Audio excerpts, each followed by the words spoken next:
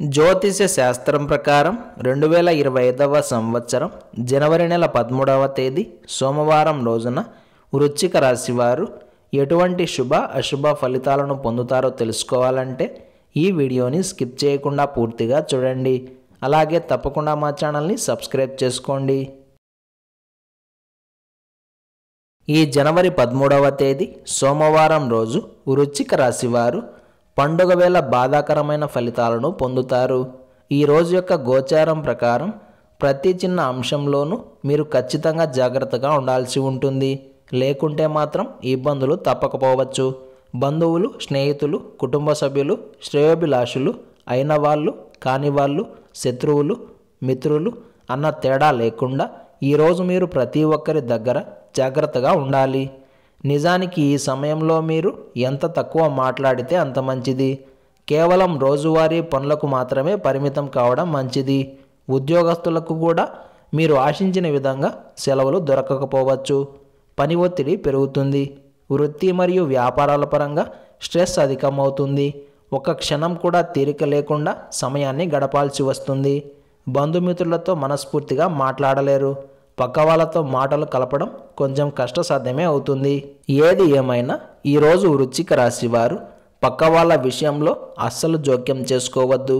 అలాగే మీ సీక్రెట్స్ని, మీ కుటుంబ రహస్యాలను ఎవరితోనూ పంచుకోవద్దు. మొత్తం మీద చెప్పాలంటే ఇలాంటి చిన్న చిన్న జాగ్రత్తలు పాటించుకుంటూ ఈ పండుగ వాతావరణాన్ని ఆస్వాదించే ప్రయత్నం చేస్తే అంతా శుభమే కలుగుతుంది. ఈరోజు వృశ్చిక రాశి వారికి నిద్రాహారాలు కాస్త లోపిస్తాయి. భార్యాభర్తల మధ్య భేదాభిప్రాయాలు తప్పకపోవచ్చు. ప్రత్యేకంగా ఈరోజు వృశ్చిక రాశి వారు చాలా తక్కువగా మాట్లాడాలి. అంతేకాదు, ఎవరు ఏమన్నా సరే అస్సలు పట్టించుకోకూడదు. అలాగే పక్క వాళ్లకు ఉచిత సలహాలు కూడా ఇవ్వకండి. మీకు ఉన్నంతలో మీరు కోరుకున్న విధంగా మీ ఫ్యామిలీతో సరదాగా గడిపే ప్రయత్నం చేయండి.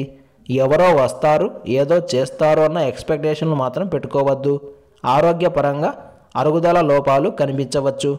ఏది ఏమైనా ఈ పండుగ వేళ వృశ్చిక రాశి వారు నిదానమే ప్రధానమన్న సూత్రాన్ని నమ్ముకొని ముందుకు సాగండి. ఈ సోమవారం రోజు వృశ్చిక రాశి వారు గులాబీ రంగు దుస్తులను ధరించకండి. విష్ణు సహస్రనామ స్తోత్రాన్ని పారాయణం చేయండి. ఈ సోమవారం రోజున ఉన్నటువంటి తిథి పౌర్ణమి. నక్షత్రం ఆరుద్ర నక్షత్రం. రాహుకాలం ఉదయం 7:30 నుండి 9 వరకు. యమగండం ఉదయం 10:30 నుండి 12 వరకు. దుర్ముహూర్తం మధ్యాహ్నం 12:47 నుండి 1:31 వరకు.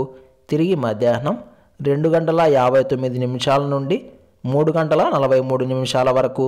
శుభ సమయాలు మధ్యాహ్నం 3:50 నుండి 4:40 వరకు. అలాగే ఈ రోజు యొక్క పంచాంగం ప్రకారం గ్రహదోష పరిష్కారాలకు, శాంతులకు, అద్దె ఇల్లు మారడానికి, ఫిర్యాదులకు కాలం అనుకూలంగా ఉంది.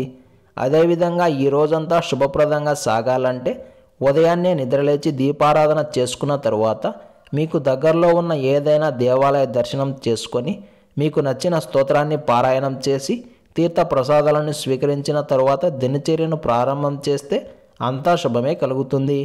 ఈ సోమవారం రోజు మనమంతా ఓం గోమాతయై నమః అనే మంత్రాన్ని పదే పదే జపిస్తూ ఉండాలి. ఈ సోమవారం నుండి కుంభమేళ ప్రారంభమవుతుంది. ఇది మహాశివరాత్రి వరకు ఉంటుంది. ఈసారి పూర్ణ కుంభమేళ జరుగుతుంది. ఇది ప్రతి 12 సంవత్సరాలకు ఒకసారి ప్రయాగ, హరిద్వార్, ఉజ్జయిని, నాసిక్లలో జరుగుతుంది. ఈసారి ఈ కుంభమేళాకు దాదాపు 30 నుండి 40 కోట్ల మంది హాజరవుతారని అంచనాలు ఉన్నాయి. అలాగే ఈ సోమవారం రోజు పరమశివుడిని ఆరాధన చేయాలి. అదేవిధంగా పౌర్ణమి గడియలు ఉన్నాయి కాబట్టి లలితాదేవిని ఆరాధించాలి. అలాగే ఈ సోమవారం రోజు సాయంత్రం ఇల్లంతా సాంబ్రాణితో ధూపం వేయండి. ఇంట్లో ఏదైనా నెగిటివ్ ఎనర్జీ ఉంటే దూరం అవుతుంది. ఇలాగే ప్రతిరోజు మీ రాశిఫలాలను తెలుసుకోవడానికి మా ఛానల్ని ఇప్పుడే సబ్స్క్రైబ్ చేసుకోండి.